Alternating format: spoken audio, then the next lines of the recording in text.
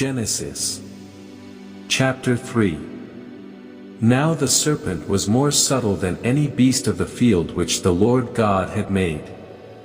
And he said unto the woman, Yea, hath God said, Ye shall not eat of every tree of the garden?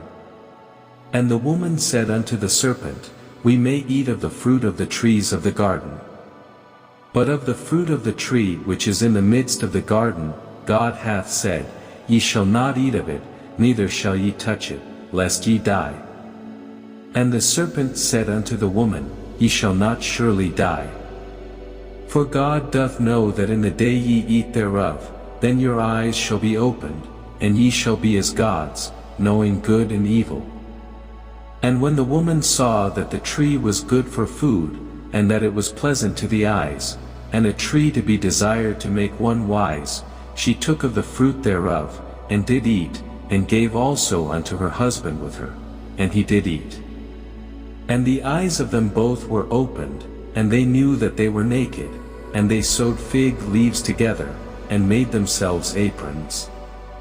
And they heard the voice of the Lord God walking in the garden in the cool of the day, and Adam and his wife hid themselves from the presence of the Lord God amongst the trees of the garden.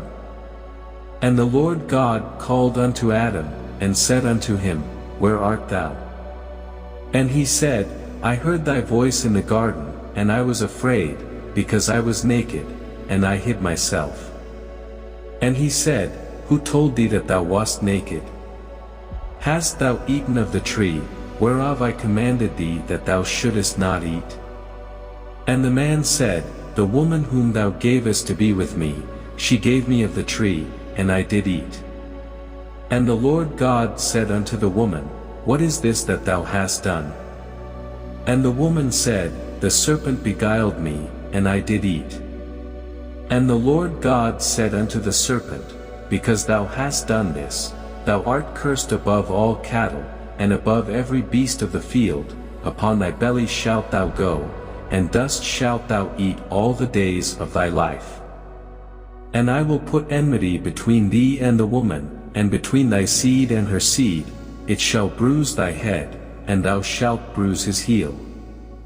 Unto the woman he said, I will greatly multiply thy sorrow and thy conception, in sorrow thou shalt bring forth children, and thy desire shall be to thy husband, and he shall rule over thee. And unto Adam he said, Because thou hast hearkened unto the voice of thy wife, and hast eaten of the tree, of which I commanded thee, saying, Thou shalt not eat of it, cursed is the ground for thy sake, in sorrow shalt thou eat of it all the days of thy life. Thorns also and thistles shall it bring forth to thee, and thou shalt eat the herb of the field. In the sweat of thy face shalt thou eat bread, till thou return unto the ground, for out of it wast thou taken, for dust thou art, and unto dust shalt thou return. And Adam called his wife's name Eve, because she was the mother of all living. Unto Adam also and to his wife did the Lord God make coats of skins, and clothed them. And the Lord God said, Behold, the man is become as one of us, to know good and evil, and now, lest he put forth his hand, and take also of the tree of life, and eat, and live forever. Therefore the Lord God sent him forth from the Garden of Eden, to till the ground from whence he was taken. So he drove out the man, and he placed at the east of the Garden of Eden cherubims, and a flaming sword which turned every way, to keep the way of the tree of life.